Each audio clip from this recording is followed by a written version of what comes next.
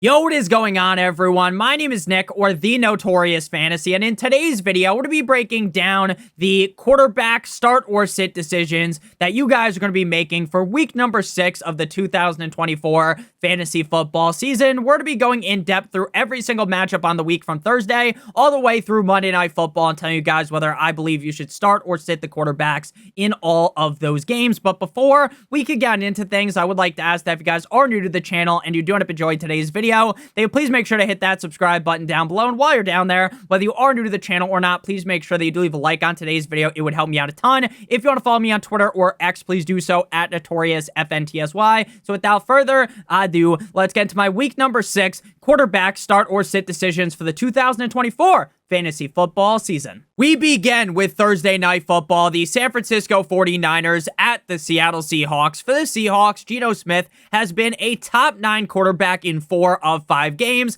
and he is looking to replicate that this week. Last week up against the Giants defense definitely did play far better than I gave them credit for. Prior to last week, I thought this was going to be another game where Geno Smith sliced and diced his way through the defense. He still had a good game, though, 284 passing yards and a touchdown, and he also made up for the low amount of passing touchdowns with 4 rushes for 72 yards. I do believe that Geno Smith is going to end up as a fine top 14-ish quarterback on the week, and I do believe that the San Francisco 49ers defense isn't, the best, but they're also not terrible, so I don't think this will be Geno's best game of the season, but he should still definitely be reliable. The Seahawks defense has crumbled like the Roman Empire over the last couple of weeks, and I definitely think that Brock Purdy could take advantage of that. Purdy has had not so hot of a season so far, so I definitely do have my reservations when it comes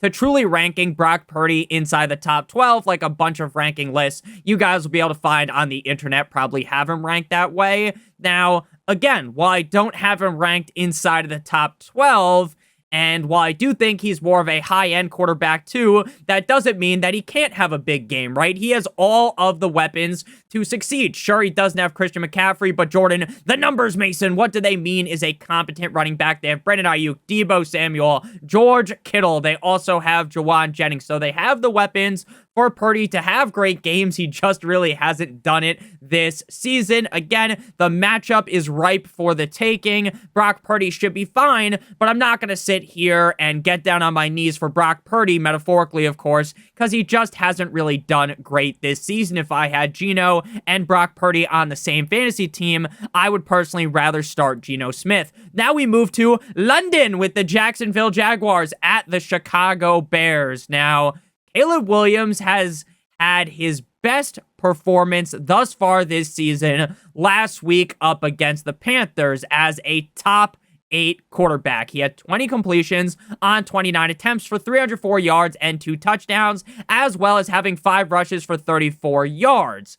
Now, obviously, the reason why he was so successful was in part due to the matchup, right? We all know the Panthers defense is bottom of the barrel, and I did expect a solid game out of Caleb, but now he has yet again another soft serve matchup up against the Jacksonville Jaguars defense, so I do expect yet another solid showing out of Caleb as a high-end quarterback 2 to a low-end quarterback 1. Now, Trevor Lawrence, just like Caleb Williams, had his best game of the season last week up against a putrid Indianapolis Colts defense as the quarterback number 10, passing for over 370 yards and 2 touchdowns with an INT. Facing the Chicago Bears defense here is a much tougher spot because, again, the Colts defense is incredibly bad, and there is really no reason to get cute here and play him up against the Bears defense. Next up, we move to the beginning of the 1 o'clock slate here with the Arizona Cardinals at the Green Bay Packers, a matchup that could be the best game of the week. Kyler Murray popped off last week as the quarterback 5 up against the Niners in Santa Clara. He went 19 of 30 for 195 yards and a touchdown with a pick, plus 7 carries for 83 yards and a touchdown. And the reason why all summer we talk so heavily about rushing upside at the quarterback position is exactly why you like a guy like Kyler Murray, right? his passing stats were far from mouthwatering, right? 19 of 30 for 195 yards and a touchdown, and he also threw a pick, but he was carried by the rushing upside. This game up against the Packers has that shootout upside like it was played in Red River, so I fully expect Kyler Murray to be a top 8 guy on the week. Jordan, love me tender, love me sweet, despite every fantasy football analyst alive, including myself, was really getting down on their knees and giving Jordan Love the Gawk Gawk 9000 special last week in a wet dream matchup up against the Rams in LA, and he had a letdown performance. Now, the game wasn't so bad to where if you started Jordan Love, you were completely and utterly disappointed, but I expected a top 5, top 6 showing, and he was the quarterback 14. He had 15 completions on 26 attempts for 224 yards and 2 touchdowns with an INT. This is a solid matchup yet again for Jordan Love, and I expect him to bounce back as a top 8 quarterback.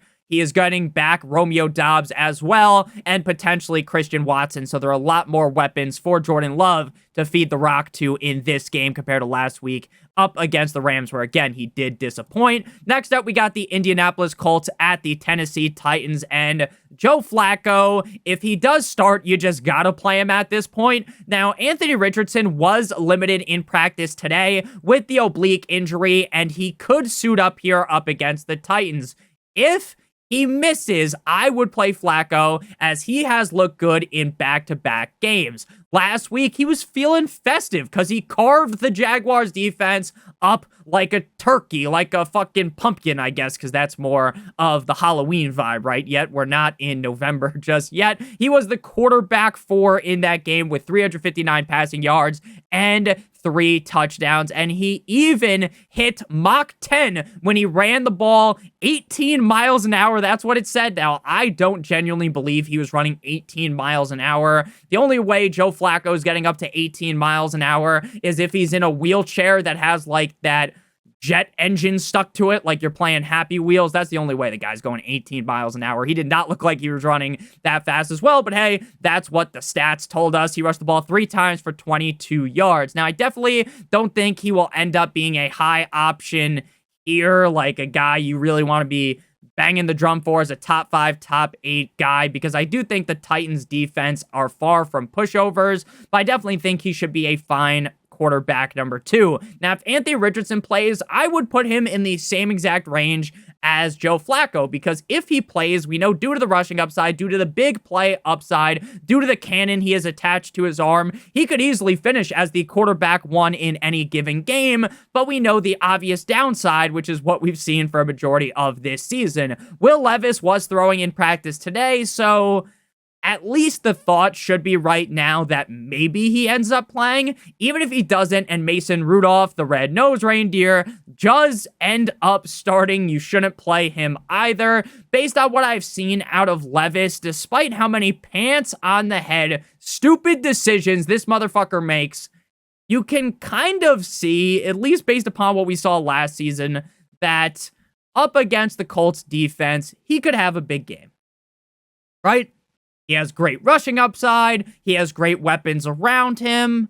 And I understand that that upside hasn't been as present this year, but the upside is there, okay? It just is up against the Colts. But frankly, he has shown us not much this season to actually believe that you want to actually play him. Again, I get that the Colts defense is a defense that your local high school starting varsity quarterback could have a great game against, but Will Levis, the Mayo man, belongs on the bench. Next up, we move to the Houston Texans at the New England Patriots in Drake May's debut, and I am absolutely ecstatic to see what Draco May could do in this game, but man, oh man, I do not have very much confidence here. I think the Texans defense is going to pin their ears back and come after May at a very high clip, especially since the offensive line of the Patriots is a complete and utter unmitigated disaster. They split open like the Red Sea for Moses. Now, I am going to hope for the best out of Drake May, as I do think Drake May is a talented quarterback, and I think it's going to be way more fun to watch him play over Jacoby Brissett. Even if he has an absolutely terrible game, at least you're going to see Drake May try to push the ball down the field. Next week, if he looks good here, he's definitely could be startable up against the Jaguars, but in his first ever start, I'm not confident playing him up against the Texans and DeMeco Ryans. For CJ Stroud, he has been a letdown this season, plain and simple. He has been the quarterback 11 on the year. Now, has he been such a disaster to where if you're drafting him, you can't sleep at night because you're thinking about it? He shows up in your nightmares like the boogeyman? Of course not. But based upon where you drafted him, you would like if he was finishing a lot higher. Losing my boy Nico Cousin, Let's Go Bowling Collins for at least the next few weeks should hurt Stroud. But the matchup here is good enough for him to be a top 12 fringe guy. He's a safe bet every single week to finish anywhere from quarterback 6 to 16. This week, though, I got him ranked closer to 16 than I do number 6. Next up, we move to the Tampa Bay Buccaneers at the New Orleans Saints. And Baker Mayfield has been a top 7 quarterback in 4 of 5 games. That it's very funny that when you look at expert consensus rankings on Fantasy Pros, you look at the ECR, they have him ranked outside of the top 12. I get that the Saints defense is solid. I get that they're not going up against the Colts or one of these dog shit bottom of the barrel defenses in the NFL. But even if the Saints defense is solid, why would we not rock with Baker as a low-end quarterback? One, he has proven this season that he could be trusted. Last week up against the Falcons in prime time in the best matchup of the season, the most fun, exciting game of the season that went to overtime, that ultimately we did end up seeing Cole's Cash Kirk Cousins finish as the victor, swag surf in there. 19 completions on 24 attempts for 180 yards and 3 touchdowns with 6 carries for 42 yards. Baker Mayfield deserves a high enough ranking here up against the Saints. My biggest worry isn't even the Saints defense. It's the fact that I think Mike Evans might get ejected for trying to beat the ever-living shit out of Marshawn Lattimore.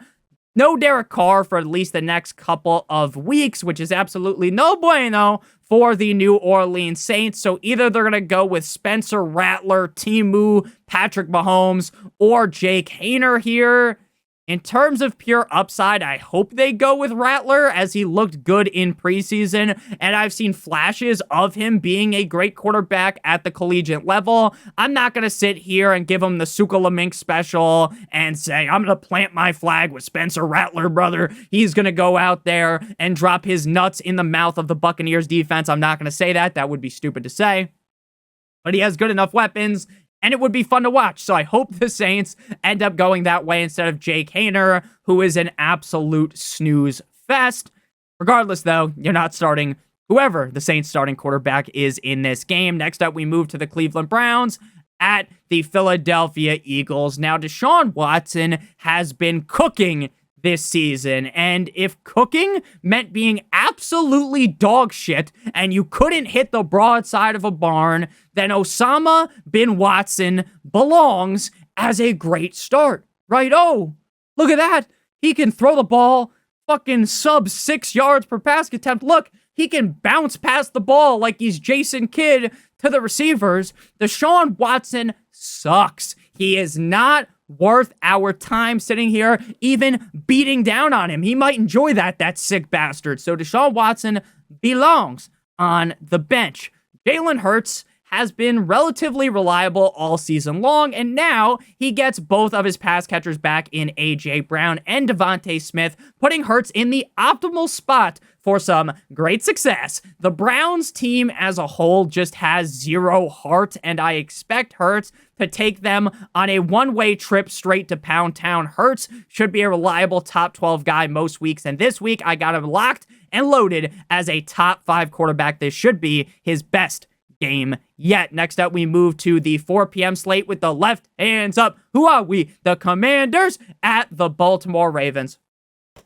Just a round of applause in general for this game. this game has me bricked up underneath the table. Jaden Stormy Daniels has been a monster like Nosferatu all season long. 4 of 5 games inside the top 12, and 3 of those games were inside of the top 5. Last week was a bit of a letdown up against the Browns, but he was still a top 12 quarterback, over 200 passing yards and a touchdown with a pick, as well as 82 rushing yards. Not only, though, is Jaden Daniels so good at running. It's so fun to watch him cut and guys fall over like they have Hall of Fame ankle breaker in 2K. Rushing upside is incredible, right? He has 4 rushing touchdowns on the season so far through 5 games, but he is also incredibly accurate with the football. The Ravens defense is riled up and ready for the taking here, so I believe Jaden Stormy Daniels will have a top 5 game. In my opinion, we talked about the safety of Daniels. We've talked about the reliability of Jalen Hurts, like a Ford F-150. But Lamar Jackson is, without a shadow of a doubt, the most consistent quarterback in fantasy football this season. 5 straight games inside the top 9, and 3 of 5 games inside the top 5. This week against a Washington defense that even Deshaun Kaiser himself would succeed against, I expect Lamar to put up another top 5 showing, and I got him ranked as my quarterback numero uno. Last week, he was nothing short of incredible. He had over 340 passing yards up against the Bengals, 4 touchdowns with 55 rushing yards as well. I love Lamar and Jaden Daniels, and wouldn't be surprised if they were the quarterback 1 and 2 on the week. Next up, we move to a riveting matchup, the Los Angeles Chargers at the Denver Broncos. But to make your day better, I'm going to give you guys a quick word for our friends and our partner over at Underdog. Now, the Los Angeles Chargers versus the Denver Broncos game might not be very exciting, but you know what is exciting? Getting Brock Purdy higher than half of a total yard, which is going to be your free pick if you're a new customer, first-time depositor to Underdog. If you sign up using promo code Notorious or by clicking on the link in the video description, you'll receive that free pick plus a first-time deposit offer of up to $1,000 in bonus cash. You match Brock Purdy with a player playing on the Seahawks or a player playing in any of the games on Sunday or Monday. If both of your picks hit, Purdy plus the other pick, you receive 3 times what you put into your pick'em. If you do multiple other picks, then the payout will be higher. So if you're a first-time depositor, make sure that you sign up with promo code Notorious to claim your free pick, plus a first-time deposit offer of up to $1,000 in bonus cash. If you're watching this after Thursday Night Football, then the offer still stands. It will just, instead of Brock Purdy, higher than half a total yard, it will be a different player. So Chargers versus the Denver Broncos. 2 teams with great defenses, 2 teams with solid quarterbacks, in my opinion, but no quarterbacks who actually want to play in fantasy football. Justin Herbert has failed to finish inside the top 20 in all 4 starts this season, and up against a Broncos defense that is scarier than when your girl is late on her period. There is no reason to play Herbert, especially since the team's MO is to run the ball gently down the stream, and with the fact that either Ladd McConkey or Quentin Johnston are going to be locked up, don't let me out, by Pat Surtain, there is no reason to play him. Bo Nix had his best game in his short career last week up against the Viva Las Vegas Raiders as the quarterback number 8. 19 completions on 27 attempts for 206 yards and 2 touchdowns, as well as 8 rushes for 9 yards and a touchdown. So 3 total tugs on the game. Great work out of Bo Nix. And I do think that Bo Nix's upside is very, very clear due to his rushing upside. You would be a lunatic, though, to play him up against the Chargers defense. I expect this game to be very low scoring, very run heavy, and I have 0 interest in Nix here. Next up, we got the Pittsburgh Steelers at the turn your volume down, the Las Vegas Raiders. Now, the Raiders have made a quarterback change. Aiden O'Connell has been named the starter, and he may be slightly better than Gardner, if you want to make that argument, but it's not by a wide margin, right? It's not like Aiden O'Connell is, in terms of skill set, the height of Shaquille O'Neal, and Gardner Minshew's the height of fucking Wee Man. No, they are the exact same, basically. O'Connell might give him a little bit more of a spark, but it's not a big spark, right? Not. It just really isn't. So regardless of who the quarterback is, which it will be Aiden O'Connell, this matchup up against the Steelers is rough. So there is zero reason to start O'Connell in his first start of the year up against TJ Watt and the Steelers. Justin Fields last week turned into Bustin' Fields as he fell outside of the top 12 quarterbacks for the first time since week number 2. Overall, though, putting all things into consideration, that was a weird game, right? There was a rain delay. The game started way later. It finished at like 1 a.m., maybe 12:30. It was just a very late finish compared to what we're used to. And the field was incredibly wet. So Fields, all in all, I'm not going to fucking panic too much if you have Justin Fields, right? This matchup up against the Raiders is chef's kiss, Manu Fweek. I expect Fields to bounce back and pop off as a top 10 QB on the week. Next up, we got the Detroit Lions at the Dallas Cowboys. Jared Goff was perfect, like his wife's rack last week, going 18 of 18 for 292 yards and 2 touchdowns, as well as catching a touchdown from Amon-Ra St. Brown. He was on his Nick Foles shit, so he had 3 total touchdowns in that game, 1 that he caught, which you just never would expect, and 2 passing touchdowns. Again, 18 for 18. Absolutely incredible. Now, obviously, there's a 0% chance that he replicates that, right? Because even if he was to go 18 of 18, he passes for damn near 300 yards. You're not seeing him catch a touchdown in this game, I'll tell you what. So I do think that he should be a reliable high-end quarterback too, with obvious top 8 upside. Dak feels like a safe bet at this point in the season as just a low-end quarterback one weekly. For some reason, the guy never targets CeeDee Lamb in the second half of games. If you go ahead and head on over to Google or Bing or Safari, however you look stuff up, you will see that CeeDee Lamb doesn't get targets in the second half of games. He just doesn't. Like in the first half, he has taken balls to the hands like his name was Stormy Daniels or like his name was Lisa Ann. But then when, like Tiana Trump, but when you look at the second half, like nothing's even coming his way. It's like Dak Prescott completely forgets that he's even on the field, which makes no fucking sense considering CeeDee Lamb's like the best receiver or one of the best receivers in the NFL, but I digress.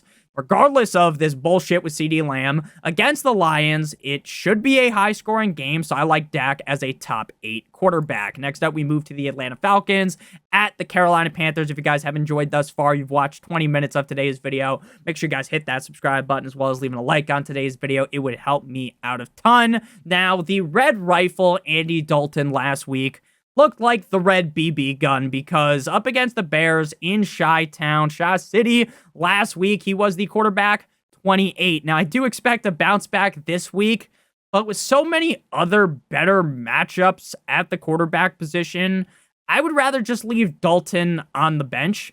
Now, he is close to being a start, and if you wanted to argue him over some of the lower-end guys that I've talked about, I'm not going to sit there in the comment section to have a full-on war with you in the comment section. So I would just list him as a sit again, though, due to the matchup. And Nick, the Falcons just got penetrated last week. Their defense is better than what we saw last week. And the the Panthers offense is definitely worse than the Buccaneers offense. It doesn't take the sharpest knife in the cupboard to figure that one out. Now, Coles, Cash, Kirk Thuggins had the Buccaneers defense wishing they played a different sport last week because Kirk was the quarterback one, throwing the ball, slinging the rock all over the yard with over 500 passing yards and 4 touchdowns with a pick, while you would be insane to just assume, oh, he's going to do that again, right? Oh, he's going to put up that many numbers. I'm the Joker, baby. I'm insane. I'm a little crazy.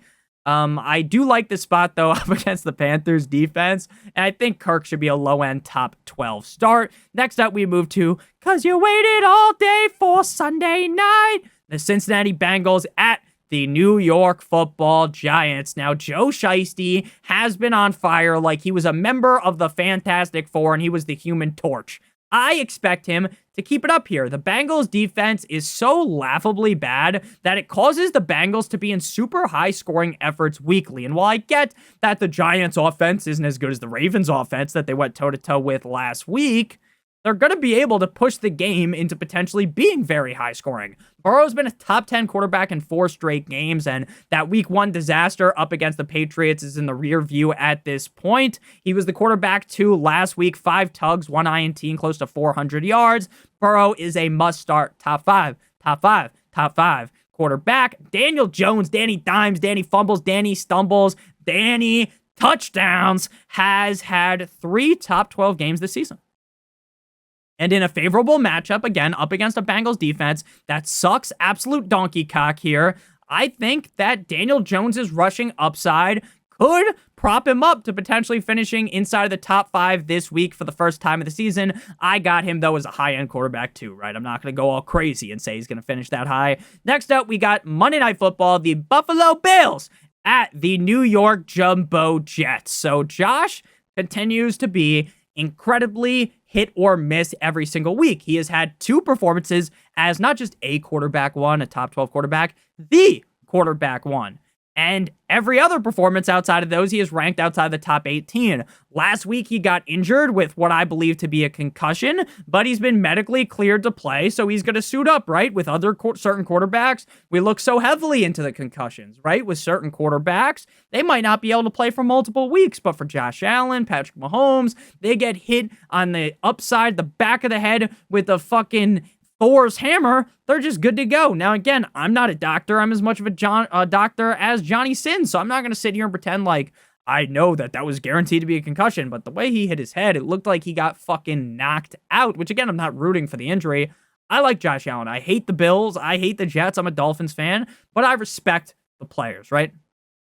Just like I respect the pouch. So, it's been weird. Right? It's been very, very weird for Josh Allen. Even outside of the injury last week, just how up and down he has been. Now, the Jets' defense is great, and even without Salah, the defense is going to continue to look rock hard like your Willie when you had to go ahead and give a presentation in high school, and then magically your cock just decides to be rock hard. That has definitely happened to not just me. That has to have happened to multiple other people, and it used to be very embarrassing. You got to use the waistband technique there. Last week was a disaster.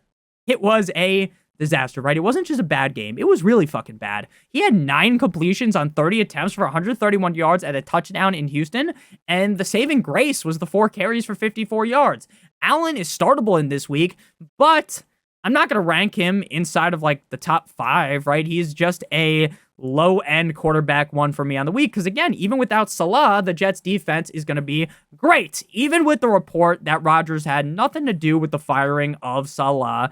In my opinion, Rodgers made him walk the fucking plank Jack Sparrow style. Rodgers has had 2 top 12 games on the year. And while I don't think the Bills' defense are some world beaters, I would stay clear away from Rodgers as he still doesn't look good enough to me to feel confident in him.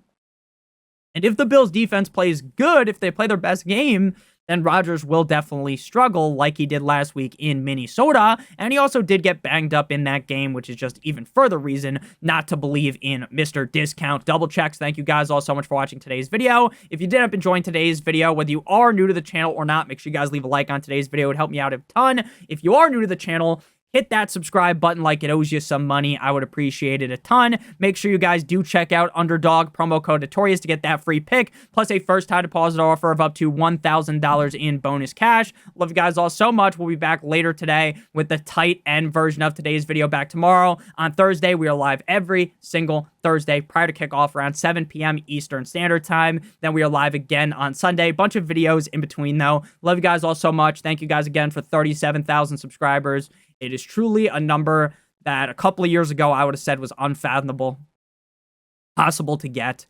You guys are still rocking with me all these years later, and it means the world to me. So I generally do love all of you guys, and without all of you guys, I say this all the time. McGregor said this in the Octagon one time, right? He said, without me, the whole ship sinks, but in my opinion, it's not without me. It's without you guys, the whole ship sinks. Without all of your guys' support, this is impossible. It is so amazing what we've seen this season. I can't wait to keep making these videos. So I appreciate all you guys' support. The comments have been so nice recently. We haven't seen as much negativity, and that's just beautiful to see. And even with the negativity, a lot of the times you guys see the negative comments, and comment back and I'll be like, what's wrong with you? No need to be so negative. So I do appreciate you guys a ton. Love you guys all. Hope you have a great one. Check out one of the videos on your screen if you haven't seen them already. Love you guys from the bottom of my heart. Good boy.